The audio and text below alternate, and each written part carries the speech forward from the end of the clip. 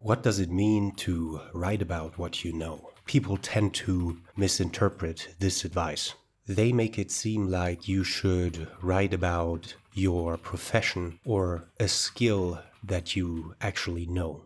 The problem with interpreting it that way is we as humans, as we only have a limited amount of time on our hands, of course, also have a limited amount of skills. So should we limit our stories, our set of characters, to our limited skills? If you are, for example, a lawyer, should you only write about lawyers interacting with each other? Although you can probably build a fascinating story about that subject, what you should consider is also including characters that are not lawyers. You should give the audience a broad experience of how they regard society. And in society, we interact with a lot of professions. And even though it's interesting for non-lawyers to see the world from the perspective of this and that profession, there is always, in each and every story, a set of professions, a set of people with different skill sets that you need to write. So now, as writers with a limited skill set,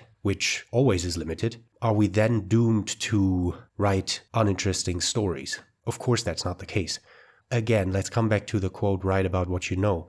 I don't think that you should interpret it as a skill level. Also, another thing that I've seen many writers do and that I'm still annoyed by to some degree is when writers in their short stories or in their novels write about other writers. I mean, maybe some writers try to sell how great it is to be a writer to other people, or they misinterpret the write about what you know aspect, or they are on a subconscious level influenced by their own life. I mean, that's all possible, but I don't think that I think you should be cautious. If you are a writer, you should be cautious with including writers in your story, because you, of course, know what the profession of a writer entails, what the upsides and downsides are, what the problems that might arise are. But the first goal should be to create a story that fascinates the audience and that makes sure that they don't regard your story as a book. When it comes to creating stories, you should focus on not let the audience know that they are reading a book right now. And if you as an author write about authors, then the audience might think about, well, this guy is only writing about authors because he is an author. Who is that author? Who's that character of that specific author? You want the audience to think about your story instead of you as a writer. You should focus on removing yourself from the picture. I think we established that you shouldn't write about what you know in terms of write about your specific profession, your skills, but how should you really interpret that sentence? And in my view, it again comes down to experience. It again comes down to emotional experience. Is there really a lot to know is the question. Because if we interpret that sentence as write about the emotions that you know or that you are familiar with, then you already have the correct tool set already on your hand. Or at least you have enough of that on your hands, because I don't think that you should probably go out in life and experience things just for the sake of being a better author. Well, if you want to write a story about characters that are fighting a divorce, for example, you shouldn't go out and, divorce from your partner to, know the experience. That's not what I'm saying. But on a more deeper level, you know the feeling of sadness. You know the feeling of happiness. You know the feeling of envy. All of these feelings are familiar to us as humans.